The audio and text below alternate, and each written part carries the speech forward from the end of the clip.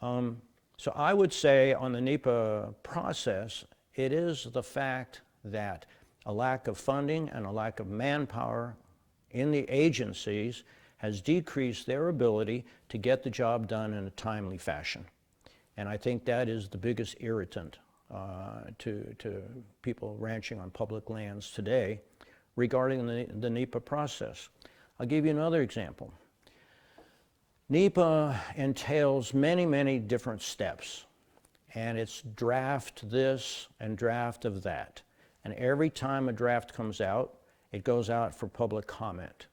And that will take at least a minimum 30 days, usually sometimes 45 days. Then the document comes back and it's put in final form and it goes out for comment again. And it takes another 30 days or 45 days. Now you have the ESA side of things, the endangered species side of things, and you're looking at biological opinions, for example, and biological assessments. Each one of those goes out and probably goes back all the way back to the U.S. Fish and Wildlife Service for consultation. Months go by, months and months go by, if you will.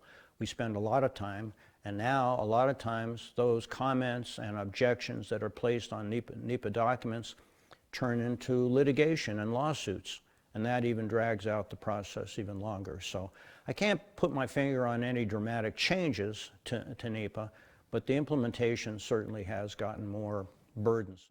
If you're a private land manager, you have a lot more flexibility in making management decisions regarding your ranching operation.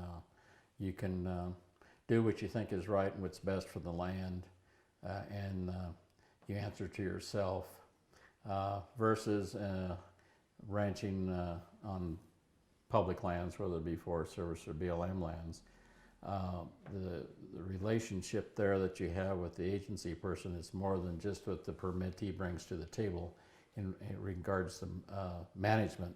You may know what's best for your cattle, your cow herd, what's best for the land, but the agency personnel, they have to operate under a different set of rules and guidelines. By law, they have to.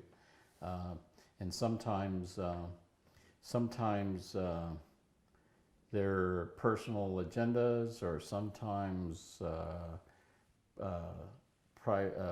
you know, the public tugs and pulls regarding decisions made on the land, and sometimes, when I say sometimes, and many times, decisions made between the permittee and the Federal Land Management Agency personnel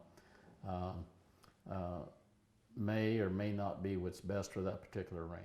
During the NEPA process, you know, they basically invite the public, any interested party that has interest in that landscape, for their opinion. And so if there's an issue brought up, it gives the permittee the ability to respond to that, to set the facts and make sure the proper information, the correct data is in the file. So as I said, the permittee has skin in the game, has a vested interest, and so that's critical that they participate. I would encourage a rancher to understand the complex nature of multiple use management on national forest lands. There's lots of people that depend on the products and or the uses on that national forest for either their livelihood or their recreational enjoyment. After all, it's public land.